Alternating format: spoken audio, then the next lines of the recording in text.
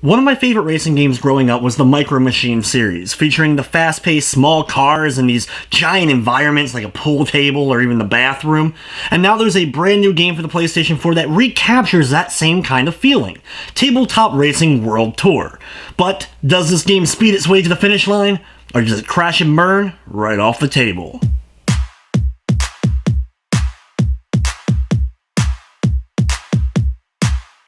Tabletop Racing World Tour is the sequel to Tabletop Racing, originally released for the iOS and Android devices, as well as the PlayStation Vita. The game is an extremely fast-paced, competitive, arcade-style racing game, featuring very small cars in these giant, oversized environments. The main race mode, the combat racing, has you and 7 other opponents battling each other out in these very short, fast-paced tracks, hitting each other with weapons in order to blast your way to the finish line. While the combat racing may be the main type of racing in the game, there are plenty of other race types that you're going to be completing while going through the main single-player mode. The game features 3 different classes of vehicle, each with 4 different vehicles for you to purchase and upgrade via money that you end up earning by completing the races. Finishing better and getting a better star rating at the end of one of the missions will of course grant you more money, and you can actually do the same ones over and over again in order to earn yourself some more money to quickly upgrade your selected vehicle. With the 3 classes of vehicle, there are also 3 different difficulties of cups that you will work your way through, starting with the Amateur Cup, which of course has the weakest selection of vehicles, though I have to give it props for featuring a vehicle straight out of the show Breaking Bad. After selecting a cup, you'll be presented with a tier screen where you'll only be able to select 1 or 2 possible events, and you must at least get a star in each of these events in order to unlock the next set. Once you unlock a few sets of them, you'll eventually get to the actual Grand Prix style cup, where you'll compete in a series of races, and the car with the most points at the end will be declared the winner. Once completing a cup, you'll unlock the next cup and be able to move on. There are 2 cups for each class, so after completing the first 2 on Amateur, you'll then move up to the next level. By doing so, you'll also be able to select from the slightly better class of vehicles. Though after completing a cup, you earn the ability to use any of the vehicles that you've already purchased in any of the previous events. So if you're having trouble getting one of those 2 or 3 stars in certain events, once you complete the entire cup, you can go back with the best, most upgraded vehicle and be able to destroy it. The different styles of events that you're going to see throughout these cups include the combat race, the pure race, which is basically the combat race just without the combat. No weapons are allowed in those races. You'll have drift contests where you have to earn a certain number of points while drifting. These are probably my least favorite, but I'm sure plenty out there will actually enjoy these style of races. You'll also have hot lap and time trial, where your goal is to complete a series of laps within the allotted time or complete the best lap possible within the allotted time. There's also elimination races, where every lap whoever is in last is eliminated until there's only 1 car left standing, as well as you have the chases, where you start way behind another vehicle and you have an allotted amount of time to speed up and be able to run into the back of them in order to complete the challenge. When it comes to the cups themselves, each of the end cups has a different amount of races depending upon what class you're currently on. So the farther you go, the more races for each of the Grand Prix style of cups. In the main cup races, you'll be able to pick from any of the vehicles in that particular class, but there's also the special event races, which are made up into the various different classes, but in these particular challenges, you can only be a certain vehicle as well as like a certain wheel type or certain other things that come into play to make the challenge a little bit tougher and a little bit more unique. The difficulty in Tabletop World Tour is mainly based on your familiarity with the tracks, as well as what vehicle that you're using. You may want to have different vehicles for different styles of tracks. When you're upgrading particular cars, you can upgrade your things like top speed and acceleration, but you can also change the wheel type. There are several different wheel types, some of which are better for drifting, and other ones will give you bonuses for money. And you can pick any of the wheels once you unlock them on any of your vehicles. You don't have to buy the wheels over and over again for every vehicle that you would like to use. There's also a few color schemes for each one of the vehicles to make them all a little bit different from one another.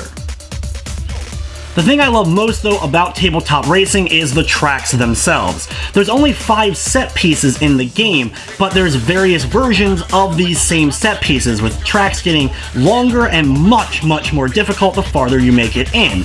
You'll have set pieces like the junkyard, a giant cruise ship where you're moving through the dining area of that particular cruise ship, an 80s playroom, and my personal favorite, the sushi bar.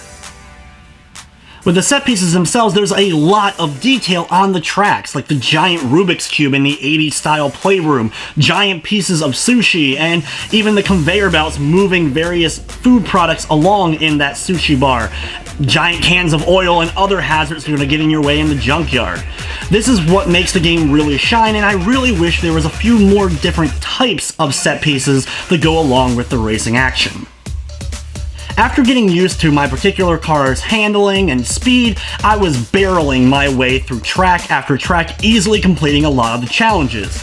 Though once I made it to the final class, I definitely was running into more trouble. The AI was seemingly smarter and harder to be able to catch and actually maintain my lead past them. And just the pure speed of the fastest set of cars in the game are a little bit tougher to handle, and some of those tight turns can really be devastating, sending my car flying off the edge of one of the tables. To help you or possibly hurt you in the combat races are the weaponry, featuring 2 different types of missiles, ones that you fire straight out and ones that can actually home in on your opponents. You'll have mines or acid that you can drop behind you in order to take out those pesky opponents that are trying to come up from behind. You also have an electrical field that will send out a shockwave, hurting everyone that's in a small circle radius of you, and my personal favorite, the ice move, which will fire out and freeze all your opponents into ice cubes and sometimes sending them flying right off cliffs. And you can also fire through multiple enemies with it, so you can take out a whole line of 2, 3, 4, or 5 opponents if you're able to line up the shot properly.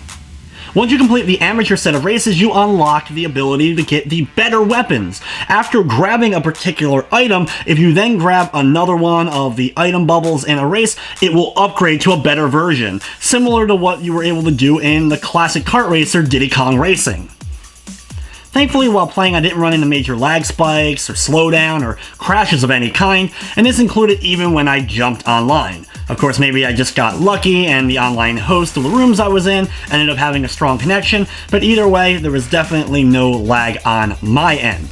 I did have a minor bug where the press X to start command at the very beginning of races would sometimes just get stuck on the screen and wouldn't go away until I ended up finishing an event, but that was an extremely minor thing and it only happened a handful of times.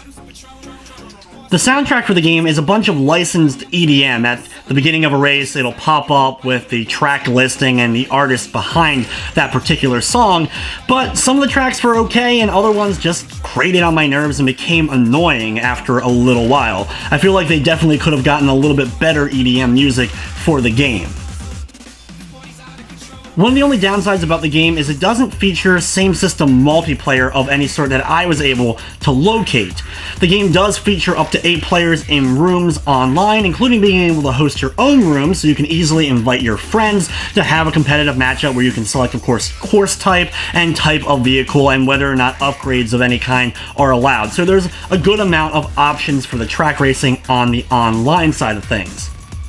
As far as the single-player main modes though, there are the 6 cups to complete with a bunch of challenges in each one. I'm still going through and trying to 3-star everything in the individual cups. There's also the special events for each of the classes for you to tackle, and then when you feature the online, there is a good amount to do here in Tabletop Racing World Tour.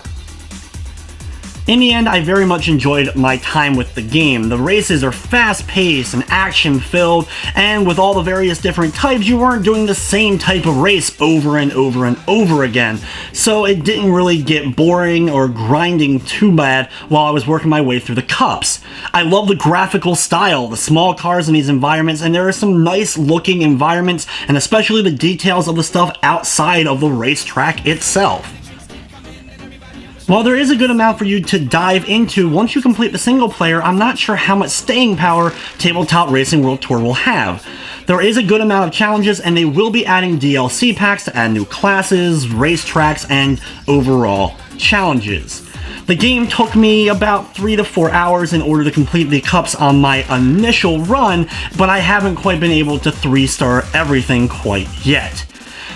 The game is available though on the PlayStation 4 for $19.99, which isn't a terrible price because you are getting a good amount of stuff with a very competitive and fun racing game.